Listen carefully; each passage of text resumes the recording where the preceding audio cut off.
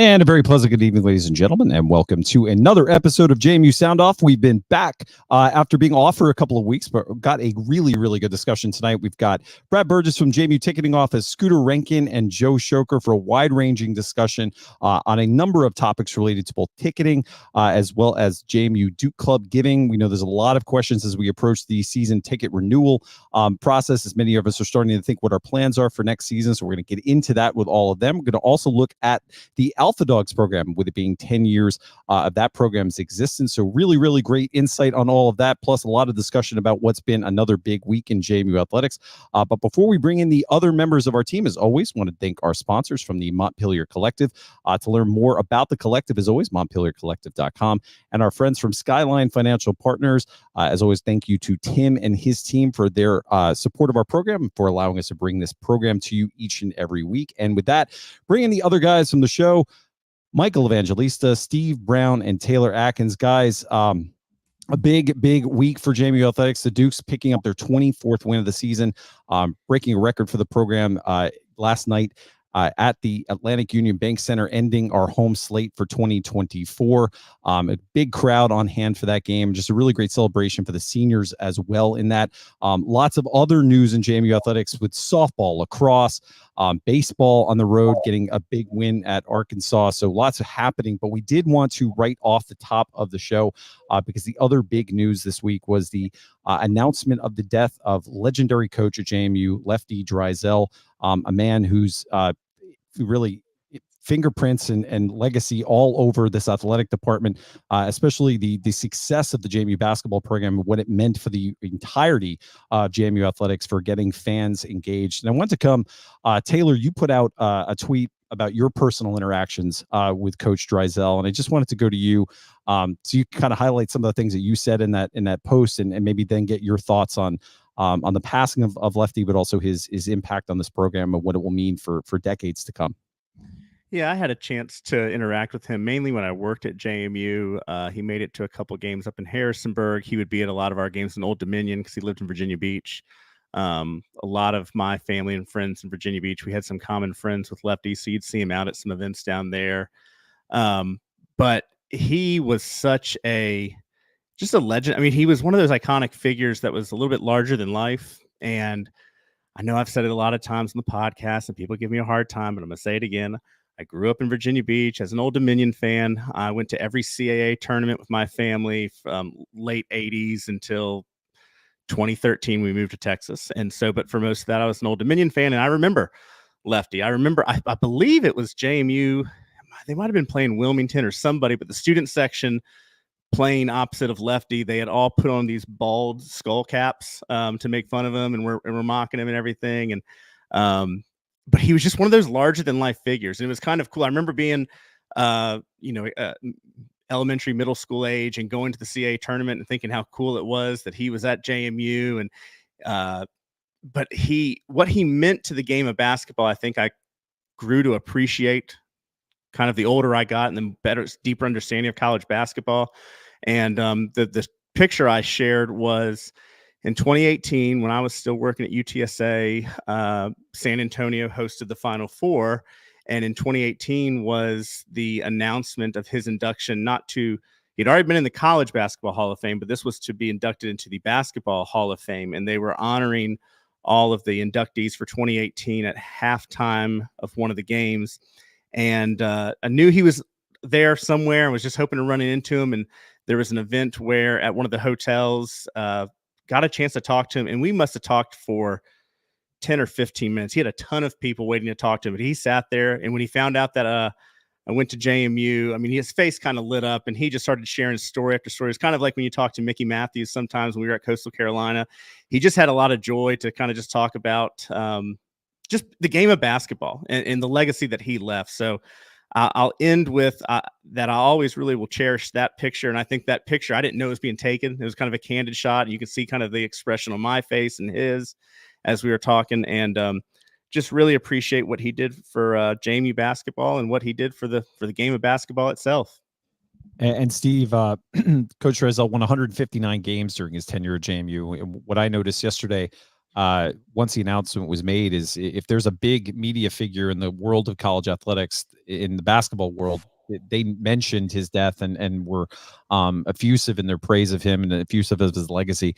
You're somebody who also spent some time with Coach Driesell, and somebody who's been very open about kind of living through the Electric Zoo, and we all know the importance not only of the Electric Zoo to JMU basketball, but how many of those traditions have now become staples at other JMU athletics events with the streamers and everything that came from that. When you heard the news, I'm just curious where your mind went to, but also how you'll remember Coach Driesell and his lasting impact on this program. One of the kindest people that I've run into, and the story I can tell you is that in 1991 we were living in Connecticut, and JMU was playing Providence in NIT, and I contacted him because I'd talked to him when he was first hired at JMU and kept in touch with him. And I said, "Hey, we're going to come over to Providence," and he goes, "You're going to be behind the bench. Just make sure you're not sitting anywhere near one of the tall guys so you can see." I'm like, "Well, which guy am I not going to sit behind that's not tall?" I mean, he was great. So we were right behind the bench. We lost 98-93 in a great game. And that's back in the heyday of Providence, when Providence was really good. He was just like, I mean, he was very keyed in to helping the academic side at JMU. He's very keyed in to making sure that everything was successful at JMU. He was a piece of work. I mean, he always was. He's just a blast to talk to. He was always very supportive, loved being at JMU the time he was there. And so I think we had him in kind of a golden age, and it really kind of helped elevate JMU. We kind of had the elevation in the early 80s. Then we kind of went on a bit of a, hiatus. Lou Campanelli left, and it was kind of, and then he came in and kind of elevated us again. I mean, we won 5 season championships in a row, 89-94. So we had 5 regular season championships. The aggravating part about that team is that we were in such a bad league, is that you had to win the tournament to go to the NCAA. You had to win the CAA tournament to go. And I think he had a lot of those teams were like 25-2 or something, and we still wouldn't be able to go to the NCAA tournament. So that was frustrating, and it's part of the frustration I have now with the Sun Belt. But I think the Sun Belt will come back much quicker than the CAA will. So was sad to hear it. Know that he was in failing health. He'd had some health issues for the last couple of years, but was sad to hear it. But he's also one of the people that helped elevate us during. It's one of those things. I put it on Facebook today. Was talking with somebody on Facebook about where JMU is in levels, and he was at a launching point during that time. He was able to bring tons of teams in to play at JMU that we never would have gotten to come to JMU because he's lefty. And so when Lefty calls, you show up. And so David Mayer just put on here that, we had the midnight Richmond game at home at UNLV, and Tarkanian showed up in Harrisonburg. There's no way any of that stuff would have ever happened if it wasn't Lefty. And Lefty could pick the phone up, and if he asked you to come, the answer was, "Yes, sir. When do you want me there?" So that's what I remember about him. And Michael, to bring you in on this, you talk a lot about the concept of an everything school.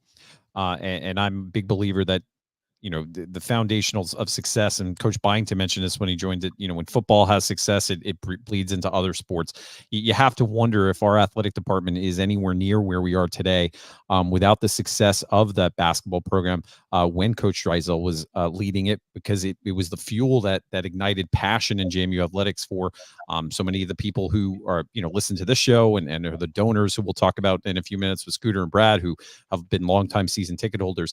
Did they develop that passion for JMU athletics without the success of that program? At least from my opinion, the answer to that question is probably no. So as somebody who's very connected to the current state of JMU athletics, I have a feeling that's probably where your mind went to, is just that the foundation for success was laid by not only him, but others in the early eras of this athletics department.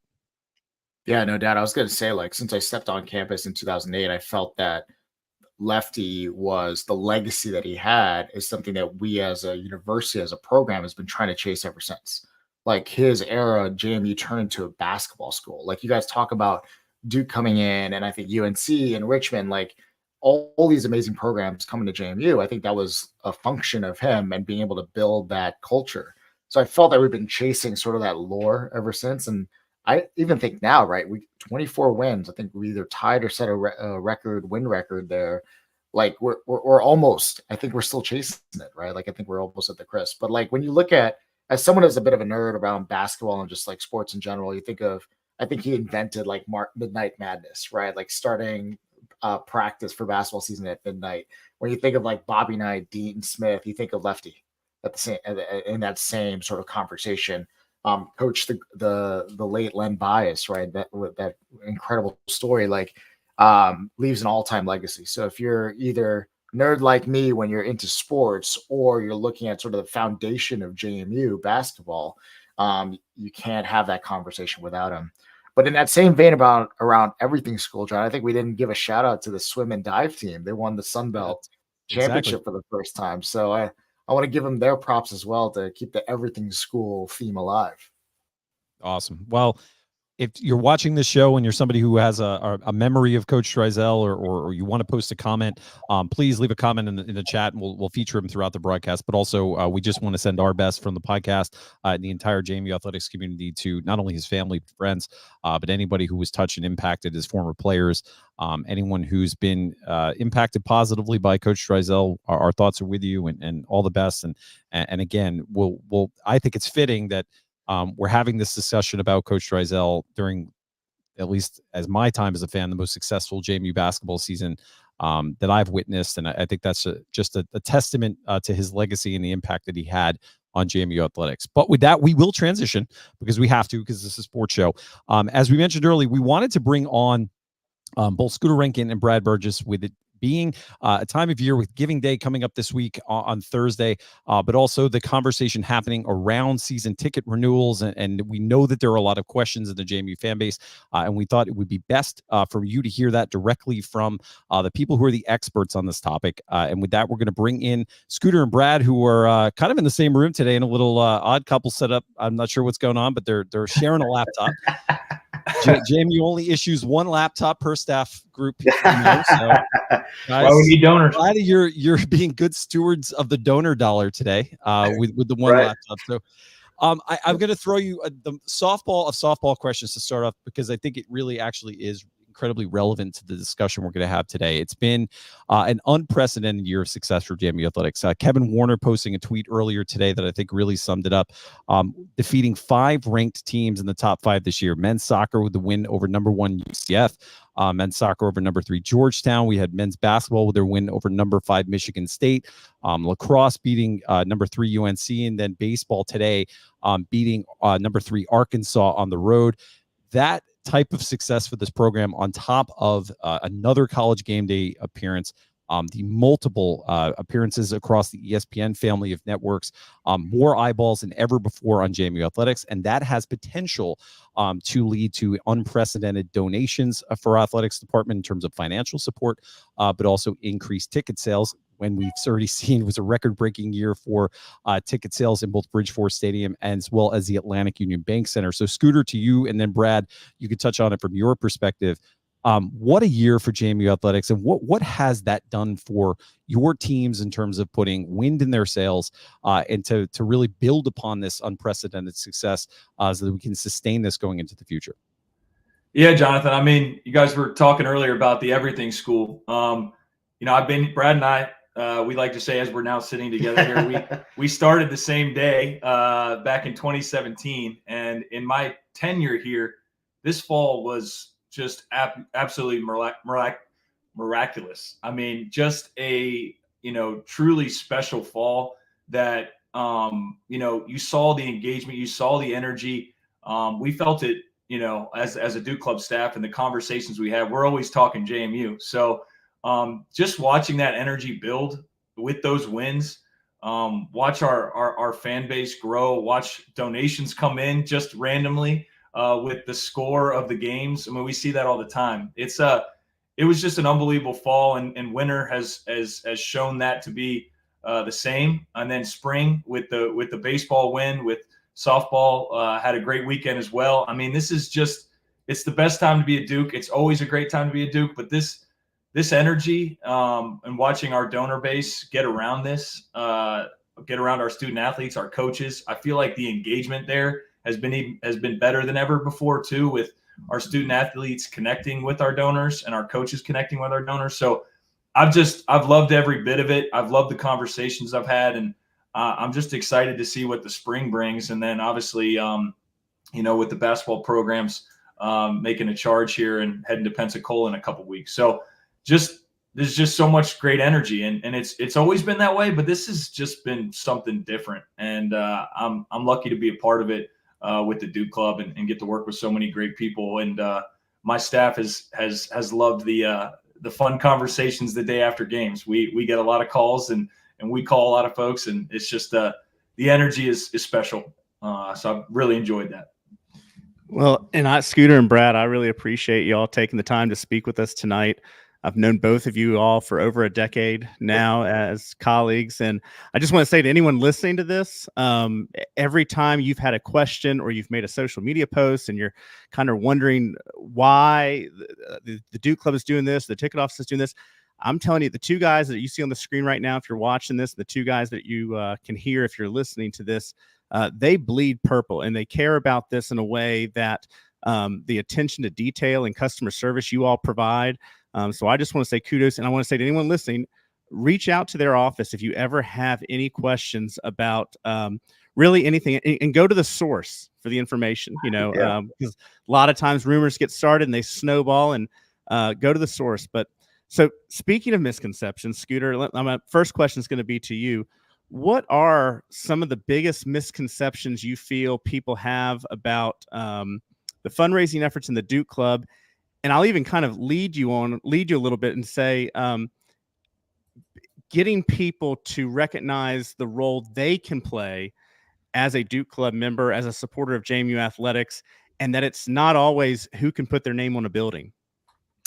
Yeah, it's a great question, Taylor. And I think the biggest misconception is that the donor feels they have to give $1 million to make an impact. And that's just not the case. I was going to talk about that engagement and that the support we've seen this past fall. I mean, we're up almost 1,200 donors from where we were last year at this time. I mean, just unbelievable. But that's, every dollar matters, every bit of that. I mean, I've been preaching that since I started here, and you see it. It's grown each and every year. We've hit record-breaking years every year we've been. I've been a part of the Duke Club. Brad was a part of the Duke Club. That's because the involvement. We have more donors than we've ever had. We're shooting for 6,000 donors this year. When we started, we weren't even sniffing that number. It was Drive for 5 was our calling card.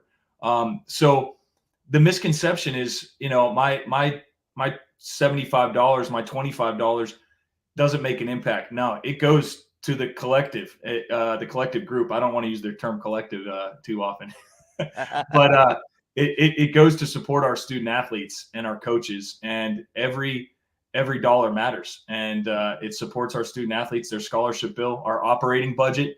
The price of everything has gone up, and we have to travel further than we ever have. Our coaches need to recruit further than they ever have. So those dollars go to support that. And I wish I could make a phone call to every donor and every alum, over 180,000, and say your dollar matters. And that's on me to try to figure out how to do that.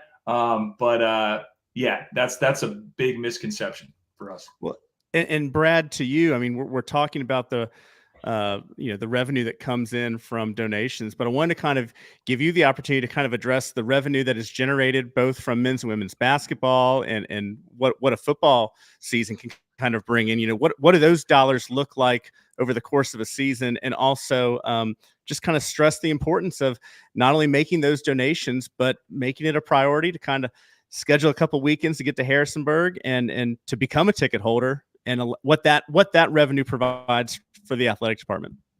Absolutely. And it goes hand in hand. What Scooter's doing and making sure our Duke Club grows in donors and engagement, it's all one and the same. When you come out to a game, you're supporting in that way. So it's extremely important, give to the Duke Club, as well as looking at when can I come out? Can I come to single game? Does that single game turn into a couple games, and so on and so forth into season ticket holder? And the revenue that comes in has grown exponentially with this transition to FBS football, as well as, this year being a ranked men's team and having a lot of success on the women's side over the years as well. And we're talking about numbers with basketball is right around $500,000 coming in for both men and women. collectively. And then for football, we're talking about $3.5 to almost $4 million. In that's where we're growing towards for single game and season tickets collectively. That's huge. I mean, that has been a big lift in the last couple of years. And we're talking about hundreds of thousands of dollars of increase from this transition alone. And that's just an exciting thing to be a part of. And to answer kind of the original question of JMU and being here, I like to tell my staff all the time, ticket offices and athletic departments would love to have one of the things that we have going on here at JMU, and we have multiple. So I just tell them to kind of take a step back and realize how special of a time this is for them, and that you might not get this ever again. So it's lightning in a bottle, and let's keep going with it. And we know we're going to continue that success in a lot of different ways. But I love being a Duke, love being here. That's amazing. Let's dive into that a little bit more, right? Like, we talk about JMU being the most engaged university. Selfishly, as a 2012 grad that's seen like the recent explosion of the athletics program, it's truly been like a rocket ship from like the national championships, like the college game days, the move to the Sun Belt, you name it.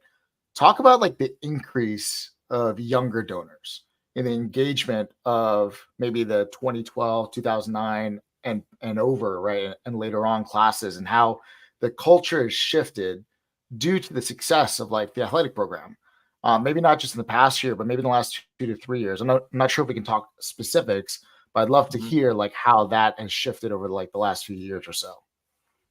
Yeah, and Mike, I think the big thing that I've seen in my time here, and then obviously being at JMU back in 08, 09 is in many ways, and you guys could correct me wrong and say that it's not true, but I've looked at it as, over the course of my 7 years here, I've seen JMU go from a lot of folks' secondary fan or team. Yeah. They grew up, they loved UVA, they loved Tech, they were tied to the Commanders, or they were and what I've seen is their team is JMU. And to speak to that, I think the younger donors, they relate to JMU. That's their school, that's their pro team. That's who they root for. That's the games they're going to, because that feeds into Brad. I think we're seeing more and more young alumni come back to games than ever before. Mm-hmm.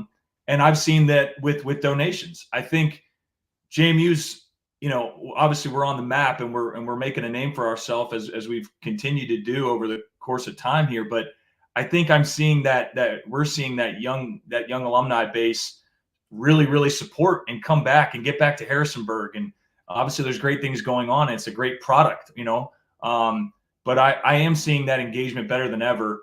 So that's been really, really cool to see. And it's really important to our numbers and raising money. It's a big chunk of our donor base. So I've seen that, Mike. It's been really, really special. But I think it's because the JMU brand is so strong. The product is so great. And it's what they want to do on the weekends. It's what they want to watch. And a quick point to that too. When you think about the younger crowd, you also have to think about their parents and their families. So maybe their families didn't go to JMU, but their child did. And they've engaged in that so much over the 4 years or so that their kids were in school, that now they love it too. And now they've adopted. So you're seeing it in two different ways, both the young alum wanting to come back, but now they've engaged their entire family, whether or not they went to JMU. And I think that's a huge piece of what I'm hearing too. My kid graduated, but I'm going to keep my season tickets because this is awesome. We love it here. And it's the greatest atmosphere. And they want to continue that. So. Well, going to our everything school, I was just looking on Twitter and I saw our varsity club lacrosse guys beat number 9 Georgia 10-8. Here we go. So we're just smacking everybody, no matter what it is. So it's kind of fun.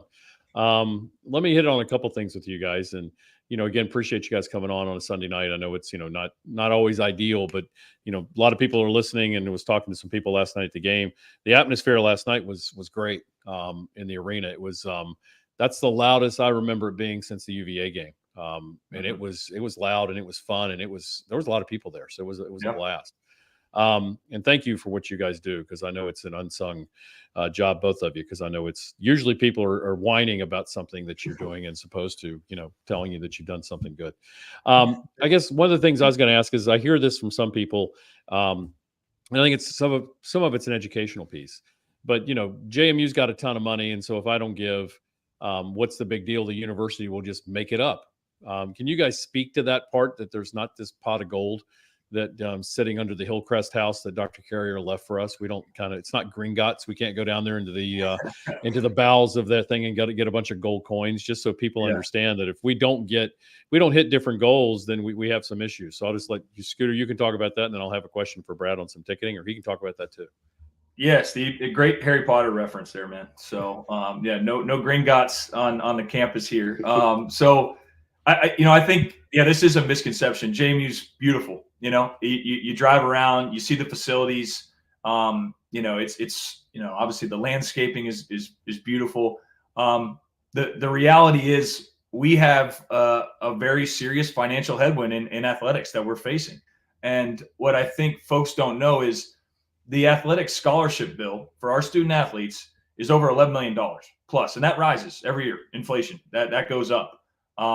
And for what we raise in the Duke Club, the Proud and True Fund, as well as I wanted to mention this, the Duke Club seat contribution, which is tied to our football season tickets and men's basketball season tickets, is part of our annual fund, and that is a big supporter. So that is where season tickets are very, very important to our annual fund.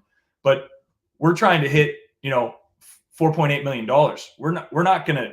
We're not at hitting $11 million and fully supporting the Duke Club, fully supporting our scholarship bill. So we have to make up for that with student fees, other forms of revenue. But that is the reality of what we face. I'd love to we're raising $11 million plus every year, but we're not hitting that gap yet. So that's when I talk about every donor matters. That's what's going to help us get there. 180,000 plus alumni. And we know the percentages, and I know everybody gets sick when we hear them, is the 7, 8, 9% of alumni give back. That's not enough. That's not going to cut it to get into that to close that gap. And I think that is a misconception. And this move to the Sun Belt, I said we had to raise a lot of money to make this move, right? We had a financial headwind there. 2-year transition. Yeah, we're FBS and we've made the Sun Belt move. The financial, what we face there is not over. That transition is not done. So we have a lot of work to do, and and that's where I obviously you can see I'm passionate about it. We have a lot of work to do in educating that, and I think that's why that question is great, Steve. We got a long way to go, and that's why every donor matters, every dollar matters. And same thing on the ticketing side, Brad. I mean, we need people to come out to these events. I mean, ESPN Plus is great, but at the end of the day, we need to fill the AUBC. We need to continue to fill Bridgeforth. And can you kind of give folks kind of an idea of, how your office is extremely flexible, and I don't think people understand how easy it is to work with ticketing. So just give people kind of an inside piece on that, and then let people know, please get to Harrisonburg. If you can't get to every game, come to a game. Your ticket office works really well with people, and just chat a little bit about trying to get people in there and how easy it is and flexible it is to work with you guys. Right, and it's the atmosphere. Yes, you can watch a game on TV; it's the comfort of your home. But coming to Bridgeforth, coming to the AUBC or any one of our venues, it's the atmosphere that creates the memories and the moments that you have, and remembering I was there during this game or whatever it may be. That's important to our fans, and it's important to our student athletes because they feed off of that. You can tell when the AUBC is rocking, when Bridgeforth is rocking, how our team is reacting to that. They know that we're behind them, and you feel that as a fan. I mean, we spend a lot of time in the back in a ticket office and don't always get to be, in the stadium or hear things. But I make a point to go out there and just feel the energy of all of our venues when we're in a game, especially a big game, because there's nothing like it. So I would encourage everyone, if they haven't been back in a while, to experience that, because it's incredible. And then if you've not been in the Atlantic Union Bank Center, it is an unbelievable venue. And it gets loud in there with just a couple thousand. So just imagine 7,000, 8,000 people in there. It's incredible, and it's incredibly loud. And the students get in it, and they're passionate about both sports. But with basketball, you're so close to the action. I think that's a really cool element, bringing back that electric zoo feel that I think a lot of people knew and loved when they were here. But as far as coming to us, we are open, 9 to 5 every weekday and on game days. And we want to answer your questions, and we want to make sure we're providing the best customer service possible. I have been short staffed over the last, year or so, but we're getting there, and we're upping our training and all the things with our students. It's a lot of information, but we feel confident that we have the ability to answer what you need, and we want to be able to be transparent and walk you through all the questions that you have. And I can answer a little bit this later, but the secondary market and us being very popular and selling out games, there's a lot of layers to this, and ticketing can be a tough thing to navigate when you maybe aren't regularly coming to games or understanding price points and what people are out there to do. I hate to say it, but there's a lot of people out there in the internet just trying to make a quick buck. And if you go to the wrong site or the wrong information, you may be paying a lot of money. And we certainly want to guide you in the right way to make sure you're having a good experience through the ticket purchase all the way, through the game. So please call us, call me directly, whatever it may be. I'm happy to answer those questions and get you out to a game. Well, there's a way for people out there, if they want to make sure they've secured themselves some tickets, is you join the Duke Club and you up your giving. And you got a wait list now. Yeah. How long is the wait list? Massive, or is it, I don't know how long it is. Is it? Yeah. It's, and I will preface this with, it's all in perspective of what those individuals want. So it's really hard to understand it, but we're about 500 people on that wait list, which equates to, almost 1,500 tickets. And again, you don't know if other season ticket holders that didn't put in a wait list because they already have tickets are going to add a seat, and what that all shakes up to be, or if those seats are going to be picked up in the club versus picked up in public 3, public 2. So there's a lot of layers to that, but that's a fairly long wait list. And that's something that I'm excited about. We want that demand, and we want to be able to help those people, but we just don't know what that's going to look like just yet. And the best way to grow in getting up that ladder on that wait list is getting more priority and giving to the Duke Club. So it all goes hand in hand. I will mention how the wait list works. Essentially, we will go off a priority order. So my example is typically if you're a top 10 donor but did not have a season ticket last year, you would get that slot at 10 if you were to come in and ask for new season tickets. Now, that doesn't mean you get to take somebody's because it is a renewal year. It's not a full reseeding year. It just means that you would get the first crack at anyone that had in that top 10 that had released some seats or did not renew. And so that will work its way down. Every single person will get a selection time because, again, I can't tell you if there's only club seats left, if that's what's going to go, or if there's only public 3 seats left. We want to make sure that we allow the last person until the last seat is taken. It does not matter where that falls. Everyone will have a selection time that's on the wait list, and it'll be based off of Duke Club priority. So this is the time, people. You saw 2 years of great football pieces. This is only going to get better in the Chesney era. So now is the time to start giving. We'll talk about Giving Day in a little bit, but I know Jonathan's going to ask you some stuff about it in a minute. But this is the time to get your gift in. Give more than you think you probably should if you want to move up on the waiting list. Or if you just want to move into another part, this is the time. Because as football continues to do well and as Chesney takes us up into the stratosphere where we're going, you're going to wish you started giving in 2024 if you're not giving now. So this is the time. And Scooter and his staff is ready. Brad and his staff, they're ready to roll. And I'll ask one more question of Scooter. And I was going to say, hey, if we got to 10,000 Duke Club members and $10 million a year, you're getting close to paying for all those scholarships. Is that how we can, if somebody asked me this yesterday at the basketball game, they're like, how do we add men's lacrosse? And I'm like, I don't know. Don't ask me that. Go talk to Scooter. I talked to Jeff Bourne. I don't know. Well, but I said, I imagine we're going to have to raise some money because for Title IX, we got to add another women's sport because we have to same number of scholarships. So I know we could probably add beach volleyball because they have that in the Sun Belt. I said, but if we get to, those types of numbers and we have that kind of money coming in, my question to them was, how much money are you going to give to do it? Yeah. And they're like, well, I'd write a big check. I said, then go talk to Scooter. So I'll ask you about, if we had 10,000 members and $10 million, what can you do with that type of money with the athletic budget? Yeah, I mean, I think it's massive. I mean, I think talking about the scholarship bill, if we could, the Duke Club could fully fund that scholarship bill, that would be unbelievable. I mean, that's where then the additional revenue we can use to support our student athletes even more. And when you talk about there's multiple funds when you support the Duke Club, there's multiple things you can do. We have our annual fund, we have our capital fund, which is for building great facilities and infrastructure for our student athletes and coaches. You have endowments. There's so many things that you can support with the Duke Club. That Proud and True Fund is our lifeblood that supports our scholarship bill. With 10,000 donors, Steve, we're going to separate ourselves in a massive way from our peers, and I think it's very possible. Obviously, I talked about that 180,000 alumni. We can accomplish 10,000 donors and beyond. And the truth is, it's going to rise all ships if we can get more and more donors on board. And our student athletes are going to be better for it. Our coaches are going to be better for it, because the price of success is not cheap, and the price of what we want to accomplish is going up each and every year. And that's why we set lofty goals at the Duke Club at the ticket office, because we believe in our donor base, our fan base will get around it and support it. So I'm confident we can do that.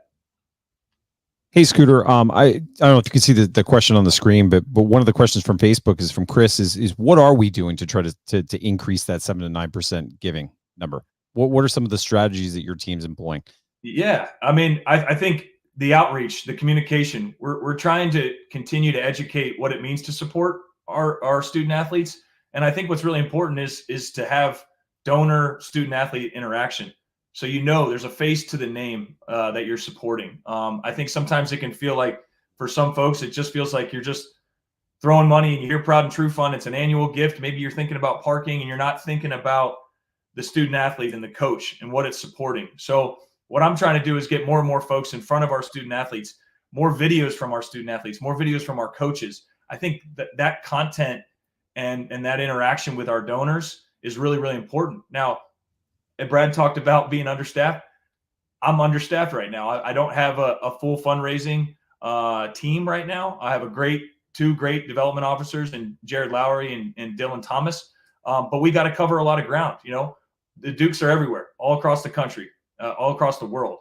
And I think, I wish I could take everybody for a cup of coffee or lunch and talk to them about all the awesome things going on. But I don't have the bandwidth for that. But I think it's so important, that interaction, that education of what it means to support our student athletes and coaches, and what are they doing daily. And I'm trying to continue to talk about those things so they know what they're supporting. But I think communication and content for the question from Twitter, I know sometimes an email can feel, not like a personal touch, but I do recommend that you read those Duke Club emails, because we're trying to tell a story. We're trying to tell the student athlete story, our coach's story. Those are the things that excite me about my job, is being able to support them. They're obviously doing amazing things. So it's a lot of communication. It's a lot of content creation for them, for our student athletes, because we want them to control it and understand what philanthropy means too. So it's a lot of mass communication, which doesn't always feel like the best term. But I want to continue to tell the student athlete story, and hopefully that will spark giving. And I've already seen that from what I'm trying to do. Awesome. And Brad, I want to come to you, because one thing we've said on this program is we really champion the fact that JMU Athletics listens to the fans, and I know that comes from a variety of different things. It's not just conversations like this or Twitter posts, but I mean, you're obviously putting out surveys to season ticket holders throughout the year. And, last year, you made some changes in terms of moving the visiting fans into a different section of the stadium. You made incredible strides in terms of game day ops, in terms of what a game day experience was like for fans inside Bridgeforth, as well as the Atlantic Union Bank Center. I wanted both of you just to touch on, and then we're going to get to, Giving Day and some other topics, but take us behind the scenes of how JMU processes fan feedback.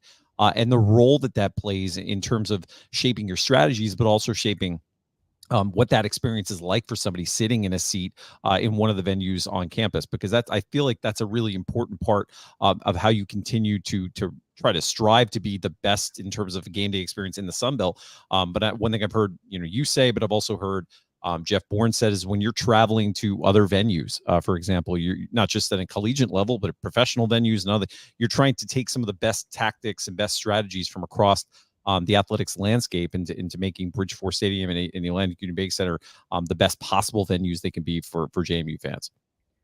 Yeah, there's many things that I love about working for JMU Athletics and what they've done and what they stand for. But one of the biggest ones is we always strive to do the right things right.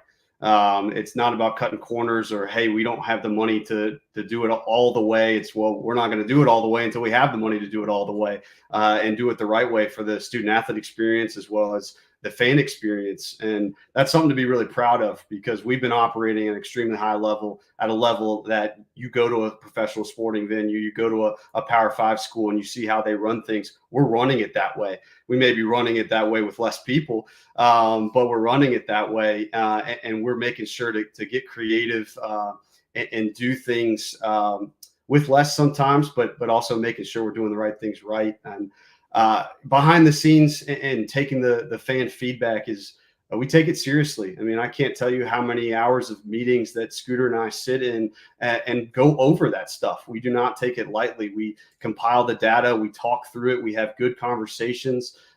We have done focus groups in the past above and beyond the surveys. I know sometimes when things happen on social media, you may not realize that it's out there, we're reading it, but we are, and we take it to heart, because if someone has a bad experience or if someone's going through something, that's a change we need to make. Now, changes aren't always quick. There's a lot of things that go into a change, but we're considering it. And one of the things that I tell my staff is, our next full reseat of football is in 2027, but I'm already thinking about how did it go last year? How can we make those changes over the next 3 years, knowing that change takes time, and make sure that process is as clean and as enjoyable for the fan and the season ticket holder as possible. And we put a lot of technology and a lot of things that you may never even see to make sure the lines go quicker, to make sure you're getting into the games. Our scanners are working, buying new scanners, all that kind of stuff. You may not notice it on game day, but we're going and working through it and evaluating it every game and every season.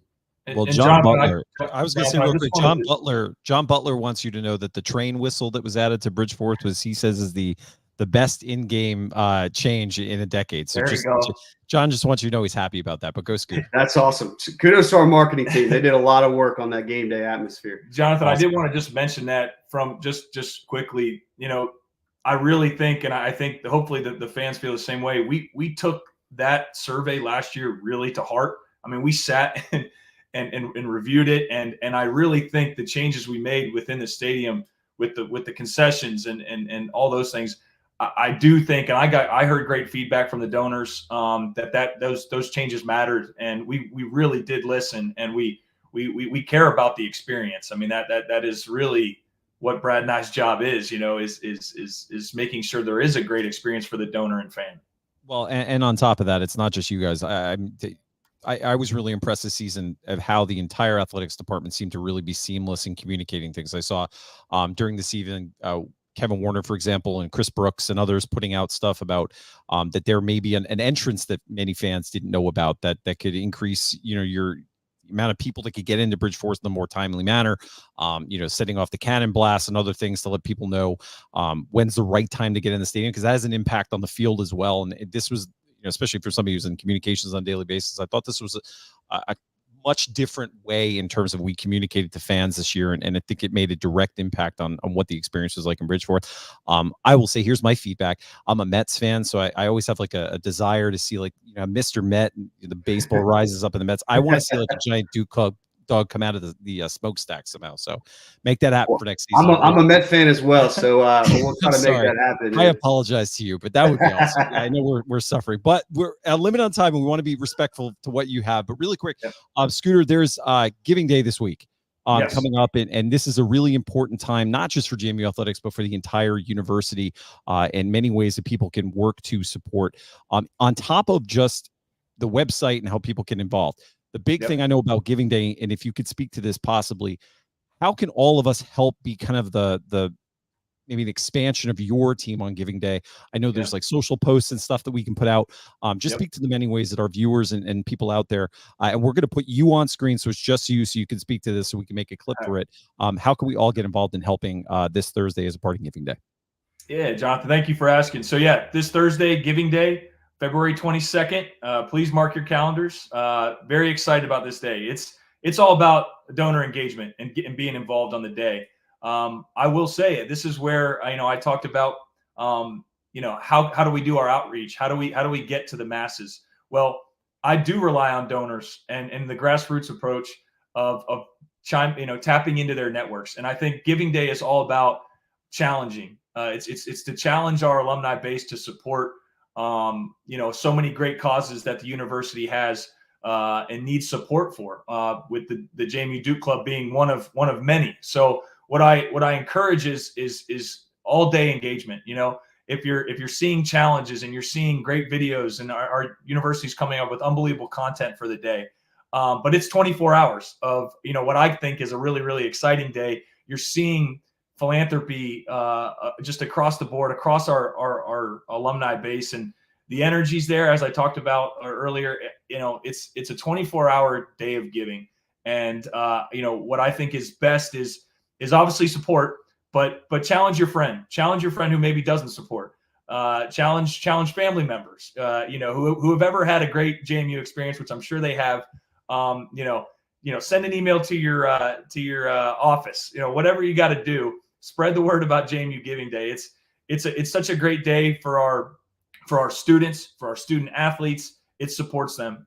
So I'm really, really excited. My staff is ready to go. We got call lists. We're going to have student athletes making calls on the day of. So if you see a 540 number come over your phone, it might be a JMU student athlete. So that's always exciting. They are way better fundraisers than myself.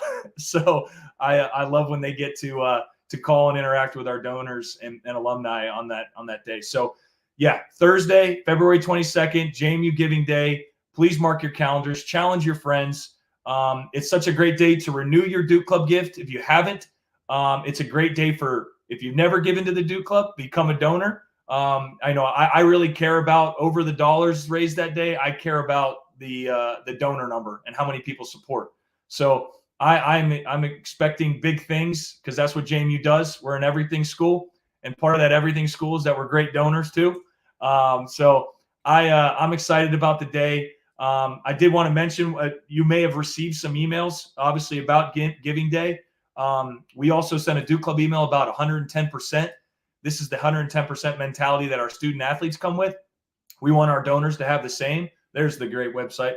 But we're really trying to, we're calling it the Year of the Dukes, and we're trying to have the 110% mentality, which is giving that little extra.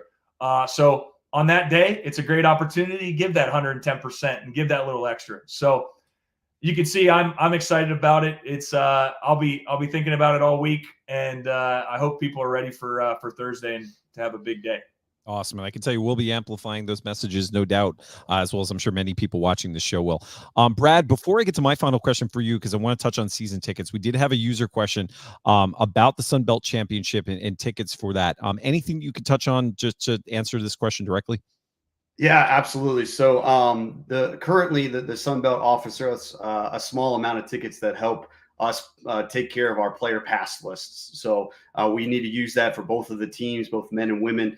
And honestly, one of the greatest things about the Sun Belt is they get us all together and they want to hear our feedback on how we can make experiences better for ticketing events and Sunbelt championships. And we actually have some conversations going with them on how can we continue to make this better for our fans? Are there ways that we can provide tickets and blocks for our JMU fans? Because I know that's been a big question of our fans of, well, I want to go, but I want to sit with JMU fans. I want to be with you. I want to, maybe purchase through our ticket office. That's currently not something we're able to do. You will have to go to the Sunbelt Championship website and buy through the Pensacola Bay Center process. But, we are working through that and hope in the future years that we can make things easier and make it a fun event that where we can, tell all our fans, go here and you'll be with JMU fans throughout the week.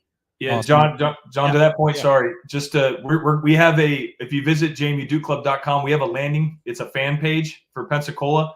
We're going to have events all week, post up locations where the Dukes can hang out. So please visit jmuduclub.com and you can see our Sunbelt Championship landing fan land page. So please visit that. I'm excited.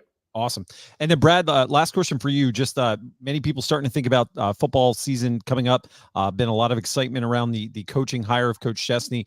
If there are people first of all, renewing their tickets, but we know there's been talk about a waiting list for people who may not have season tickets. What do you want fans to know at this point in time, trying to make that renewal process or trying to acquire season tickets maybe for the first time? Anything that you want to offer to help fans kind of navigate the process and maybe key dates that are coming up that people need to be mindful of? Yeah, absolutely. So May 15th is our priority deadline. So you need to renew and make sure you have a payment at least established by May 15th. We do offer a lot of payment plan options. So we encourage people to get in there now so they can take advantage of that. All payment plans need to be done by August 1st before the season starts. So obviously maximizing that starting in January and getting renewed now in February to have the most amount of time to pay those off. If you want your same tickets, you're guaranteed those if you had them last year. So the easiest thing for those people, if you want, just go ahead and renew and get those locked in for 2024. If you are on the wait list, it's going to be a little bit of a waiting game, as I mentioned, but you can give to the Duke Club on Giving Day and boost your points and get work your way up that wait list ladder. If you're a club seat holder, we have the March 15th deadline to get your agreement in. That locks in your price for the next 3 years if you're a club seat holder. So that's important to note. And then if you want to change your seats, this is a key one. Renew the seats that you have, but you'll have the opportunity during the selection process, which is in late or early June, rather, after the May 15th deadline. You'll see what's available during your selection time. Everyone gets a selection time. You can move your seats. If there's something available, you can add seats at that time. And that's one of the keys is if you wanted to add a seat, we don't want to take your money and not be able to guarantee what that is. So we encourage you to renew what you have, knowing that it's not guaranteed, but you can talk with our staff about your specific scenario. So fill out that form that's on our landing page that talks about what you want to do, what questions you have. We'll have someone reach out to you and be able to explain kind of your specific scenario on how that works. But we're trying to manage and balance expectations while also not taking your money and not being able to provide that back to you. And that's a huge thing for us. And it's new territory being sold out from last year and everyone being able to renew. So we could be sold out again this year, and we hope so. Awesome. Well, guys, college athletics is not an easy business to work in. And I can say, knowing and seeing you at games at 7 o'clock at night start, you're not getting out of there until after the fans leave and what goes on before these games and after the games for all your teams and interns and staff. So just know from everybody here at Sound Off, your work is appreciated. But more importantly to your work, it's the way you approach your jobs, the transparency that you guys are always offering, the accessibility that you give to platforms like us and others. And just know that goes a long way into making our athletic program as successful it is. It's not just what happens in coaching rooms and your guys are giving them the resources they need to make this happen, as well as making these venues as electric as they've been over the last couple of years. So just know it's appreciated and we value your time as well, because this is all of us are fueling this everything ship as we move into the future. And we hope you guys come back, and just know you always have a platform here to communicate anything you need to our fan base. And on behalf of everyone here, thank you for giving us some time today. Well, that will give you some of your Sunday night back.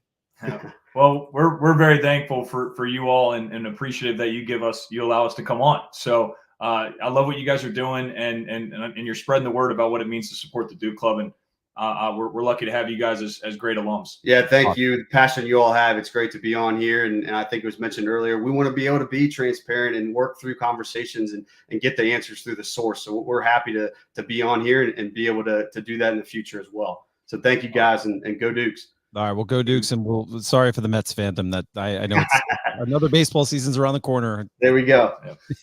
God knows what's coming next time. Thanks, guys, again. And with that, we're going to transition to our next segment here. We wanted to bring on somebody to speak to the 10-year anniversary of the Alpha Dogs program. And when we were thinking about potential guests, there's one name that kept popping up in all of our discussions, and that was Joe Showker. Joe, somebody who is no stranger to people who know JMU athletics. They know Joe. And Joe, to maybe somebody who's listening to this or who hasn't had a chance to meet you, before we get into the Alpha Dog program, I wanted to give you a chance just to introduce yourself and your JMU story. Your family has a rich tradition of supporting JMU, not just from the athletics perspective, but for the entire university. So the floor is yours in terms of introducing yourself, as well as, again, talking about the legacy that your family has had in shaping JMU to what it is today. All right. I just want to say that Scooter and Brad are doing an incredible job. I got out in '79, so I've been a Duke fan and a football season ticket holder for, 42 years. And I've dealt with all the Duke clubs and all the promotional entities at JMU. And these guys are putting together the best I've ever seen. And they're doing it in the modern era of sports, and in the digital era, the internet era, if you will, and with communications and what Kevin Warner's doing, and just everybody in the athletic program. I love the lightning in the bottle quote. That was fantastic, and this is an all-time great thing that we're all experiencing right now. JMU's the School of Champions, and it began in the '60s. It began in the '70s. And it's a gem for everybody that's been there, everybody that's competed in athletics and represented the school, and everybody that's tied in now. My history goes back into the '70s when I was Harrisonburg High School. Went there and had a good career in both football and tennis, and won a lot of championships, and wanted to go play college football. And I ended up at Virginia Tech, and that was a mess. And so I came back to JMU and was able to letter there 3 years in football. And we were good at Division III. We were ranked #1 in the country my junior year with CW Post. We were the first Division III football game on the wide world of sports, ABC television. And I had an enjoyable career. I was second team academic All-American, which is one of my most treasured honors of being involved in both sports and academics and being a student. And a guy came in my senior year named Scott Norwood, who was a place kicker. And so I exited, and on came that great athlete. And then in the next few years came Gary Clark and Charles Haley. And the McMillan era was fabulous, absolutely fabulous. And Chalice McMillan is a great man, and I knew him and I loved him, and I spent a lot of time with him in the last 10 years of his life. And he is who I call the father of JMU football. So I treasure that. I had many good memories there, and both academics and athletics. I got out, I started coaching, got very involved in coaching, and then as time went by, I got more and more involved in the university. I was on the alumni board of directors for 11 years, very involved in that. I was involved in the first capital gift campaign that JMU had, and I learned a lot about finances in college sports and in universities in general. I learned how important it is to give and give back to your alma mater. As alumni board member, we studied our peers in Virginia, and at that time we were 7th among schools in Virginia for donor giving and alumni giving. And that may be in part to the fact that many of my peers were school teachers or nurses, but that's changing. That demographic is changing. But we need participation now, because it's a college athletics is an expensive endeavor. I was a physical education major, so I was involved in the Olympic sports and being involved in all sports at JMU, be it gymnastics and women's basketball and tennis. And I believe those sports are very important alongside of your revenue sports like football and basketball. And I've spent some time at UREC recently and got to know some of the kids in the club programs. We're the school of champions in intercollegiate athletics, but guess what? Our club programs in sports, be it women's gymnastics or soccer or softball, our club sports are nationally recognized with their success. So it's been a journey, and it's been a blast. The Showker family now has 4 generations that have attended JMU football games. I have grandkids. My father was rector of the Board of Visitors and one of Dr. Ron's best friends, and spent a lot of time with Dr. Carrier. And those are just treasured moments because we got to witness the growth and the building of what we see today. So much went into that since the 60s and the 70s, and how it built, and all the blood, sweat, and tears that the people, the staff, the coaches, the athletes put into it. And what we have now is a gem. It is a model university for the whole country. And I know my family and the Showker family and the legacy we have and the legacy we'll leave is the most dearest thing to my heart, as far as my family goes, and what we do now and how we spend our time. Well, I mean, it's unbelievable what your dad and Dr. Carrier did, and most people don't know that extensive history. We won't get into it tonight because you and I could probably talk for 2.5 hours about what your dad did. I met him twice in a meeting with Dr. Carrier, and I tell you what, to get those two together, and I think they could buy anything that they wanted to buy in Harrisonburg. I mean, it was just amazing how well those guys cut deals and did stuff for that university that nobody will know until somebody sits down and writes the book, and maybe that'll be you. But I want to talk a little bit about the Alpha Dog program because you and I are on the board of the collective, and then you and I have been in the Alpha Dogs, and this is the 10th year anniversary.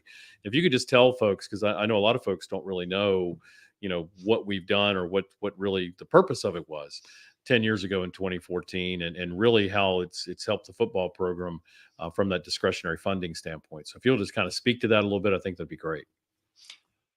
When Mickey Matthews, when his career at JMU ended, he had brought a lot of great things to the university and a lot of recognition and a national championship.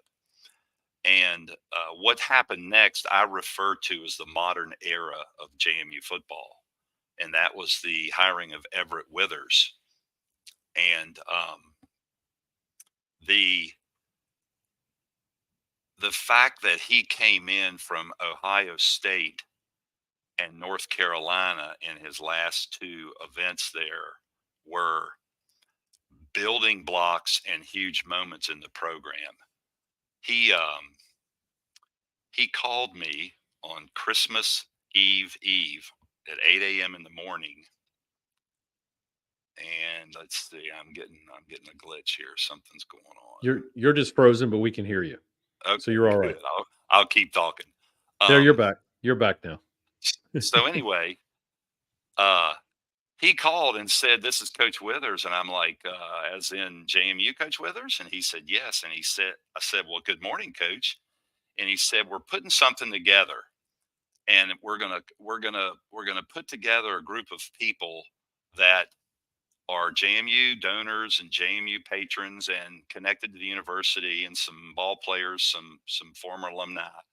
And you were on a short list to call." And I said, "Well, I would love to do that. I absolutely would love to do that." And he put together a small group at the time. There's probably 10, 15, 20 of us. And he wanted to do something that he had done at Carolina and Ohio State, which was put together a group of people that could support football and pick up where the university couldn't supply funding in certain areas, and that gave birth to the Alpha Dogs, and that's what they called it. And the whole program was built around access, and the whole access thing was the fact that we could be viewed as part of the team. We could be viewed as insiders, if you will, and we were able to, for a fee, to come into the program, support the program. We were able to get in on practices, get in on travel, get in on inside information with the program, get around the coaches, and just basically have access that was special with special people. And Withers was here 2 years, and it grew. And he brought in a gentleman named John Stretcher, who is now the director of personnel, I think, at the Titans in the NFL. And then that transition went to Coach Houston, to Mike Houston, who continued the program and continued to do things for us and give us access and ways that we could support the program. So it became something that was a big, big moment for me as a patron and as a donor was to be on that program and the sideline, being down on the sideline for games and that type thing. And then Coach Signetti came in and continued the winning ways. So we've been through 3 coaches that have succeeded right off the bat, and the Alpha Dogs have been a part of that program. And we've supplied all kinds of fundings and resources and time on task with the team. With Coach Chesney there now, I'm very excited about that. He wants to expand the Dogs. He wants to expand our access. He wants to expand our contributions. So it's a great way. It's a great way to feel like you're part of the team and you're part of what's good and what's helping the team succeed, all the way down to logistics and small things that nobody really knows about, but the Dogs help out with. Yep. And you've got the helmets behind you. So we were involved in the helmets, but some of the things that people don't know we were involved in is prior to the Alpha Dogs, the team did not stay off campus or didn't stay in a hotel. So the Alpha Dogs started that process of paying for them to stay in a hotel and then paying for the buses to bring them back to the stadium, paying for the nutrition stuff that they first put in when they had their first nutrition thing that they put in to help them recover. A lot of things like that, I think that we were, able to help and continue to help. And if folks are interested out there, I'm going to have Jonathan come in and ask you a question or two, but if folks are interested, talk to Scooter. The Duke Club does run, part of that piece with the Alpha Dogs. It's a combination partnership with the football program. But if you have an interest in being an Alpha Dog, talk to Scooter about that. Because it's a great group of people. It's a very good networking group of people. Made great friends with people that you don't know much about until you get in there. But I've had 10 years of a great time. This is our 10th year anniversary of doing it. So we want to thank you and your family for everything too that you've done for the university. Starting with your parents, of course, but you continued it, and we continue to work together on a variety of things, which is fun. It seems like every time something comes up at JMU athletics, you and I are involved in it, which is kind of fun. So I'll get Jonathan in here to ask you a question or two about the Alpha Dogs if he has one. Jonathan, you there? Almost spin around. There you are. Sorry, my headphone completely popped off. Joe, I was going to ask you. Yeah, go ahead. Yeah, just really quick. So we talked about your legacy, obviously, and the legacy of the Alpha Dog program is the impact it makes. But there may be people watching this who, just in generally speaking, don't know what it takes to become an Alpha Dog. How can they get involved? I know there's a lot of layers to it, but what would you want maybe just the general fan who's looking maybe to increase their support to the JMU athletics community, but also to helping invest in these programs to fuel them into the future? What would you want them to know about how they can learn more about this and how they can get involved? The Alpha Dog program it's available for anyone who wants to make an extended financial commitment to the program, to the football program, and that gift goes to through the JMU Foundation, and it is a charitable gift, and they just need to contact Scooter or they can contact the athletic department. They can contact me, and we can get that process started. But it is a financial commitment because it's a much deeper and more involved access to the program, and it's money well spent. You know, what Steve said about the hotel thing, JMU could not afford to do that. So the Alpha Dogs picked that up. And in Mike Houston's banquet the following year, after they won the national championship, he polled the team and surveyed them and asked them what was the most important thing they did that they didn't do the previous year to win. And they said, get away on Friday nights.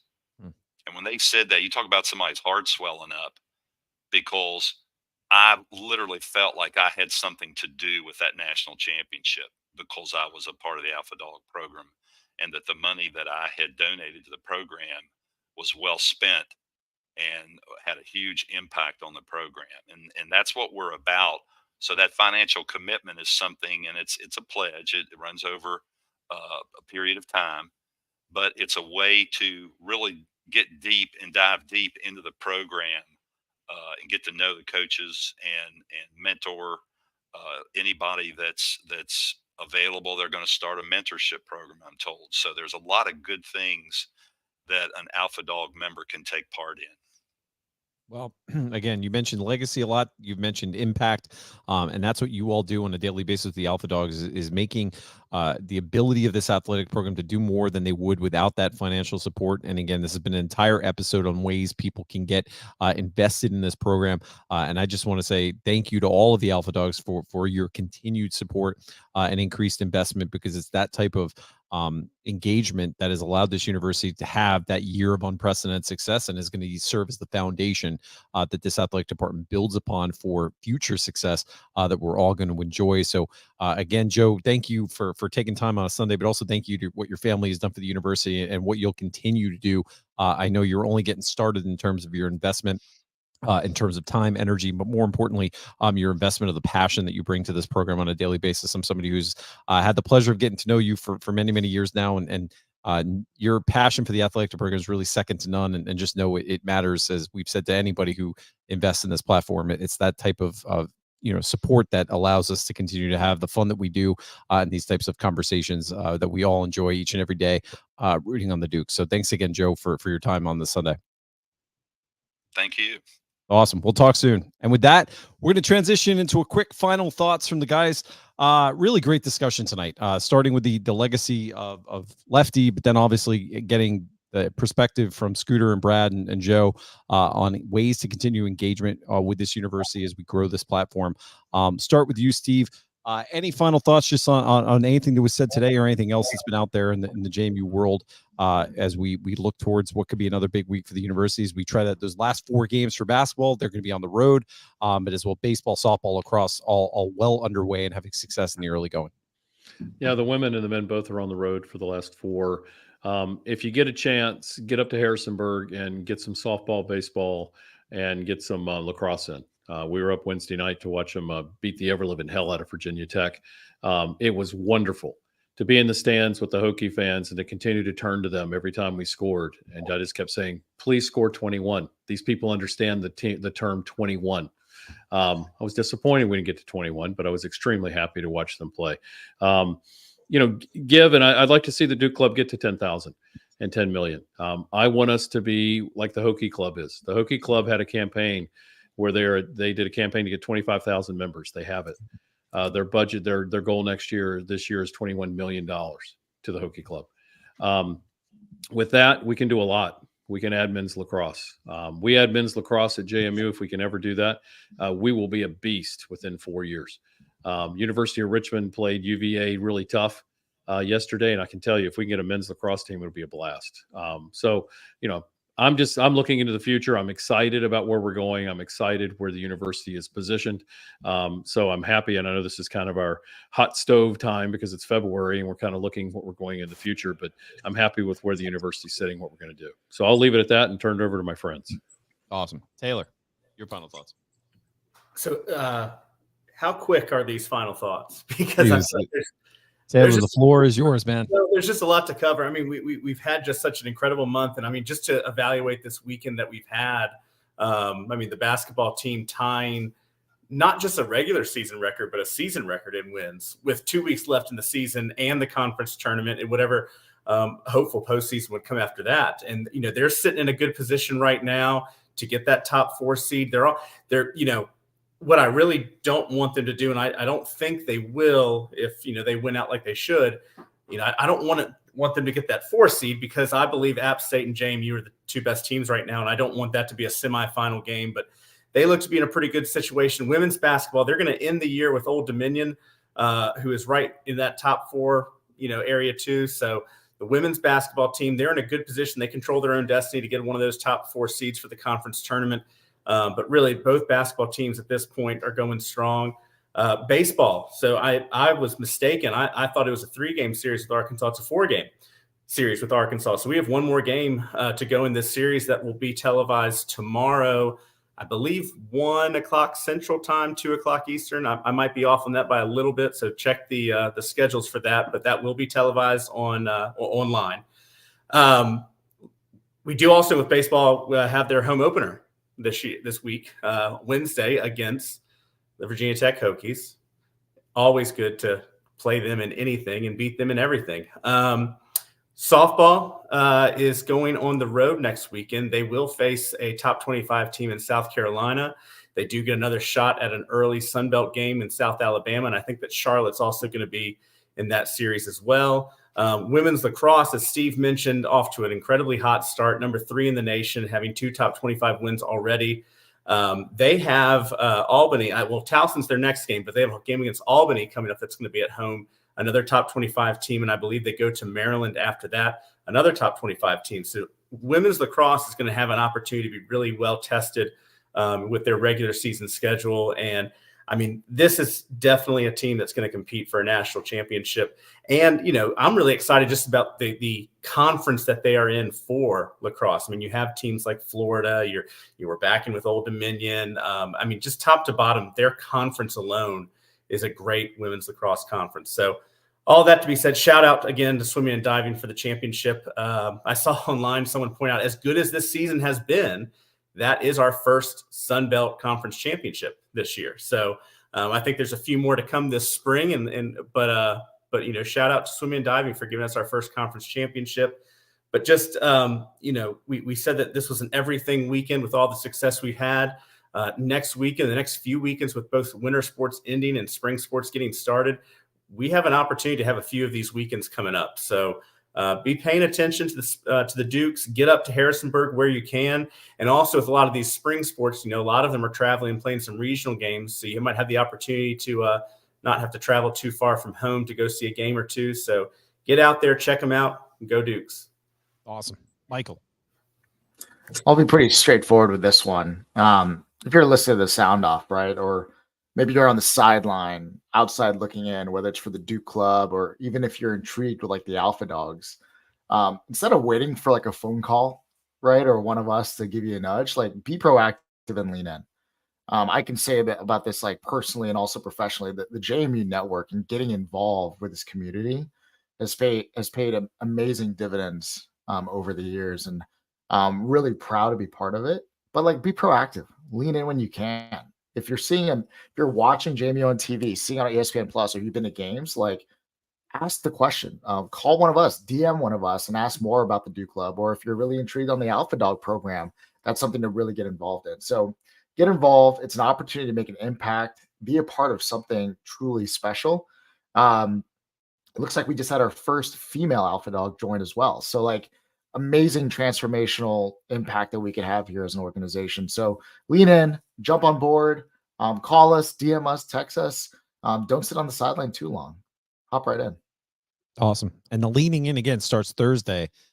Post to social media. It's the day to be maybe a little more active on Twitter and Instagram. If you've got friends who you've been trying to get engaged with JMU athletics, Now's a great time because obviously you want to have that surge of support, that we can have a big day, and that's the type of thing that this athletic department can advertise, to have more big days in the future. We've had, again, setting those records for wins, setting those records for attendance. Let's set a JMU Giving Day record this Thursday. As we mentioned, the websites, we'll be promoting them on our social channels, as well as making sure that we're all giving as a part of Giving Day as well. But gentlemen, thanks again. I want to thank our sponsors one more time: Montpelier Collective, Skyline Financial Partners.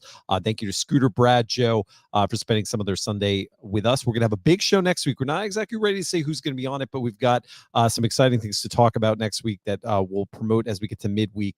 You're going to want to tune in next Sunday, guaranteed. But with that, thanks for everybody for tuning in. Another Sunday JMU Sound Off. Go Dukes, and we'll talk to you this week. Another big week in JMU Athletics. Talk to you soon.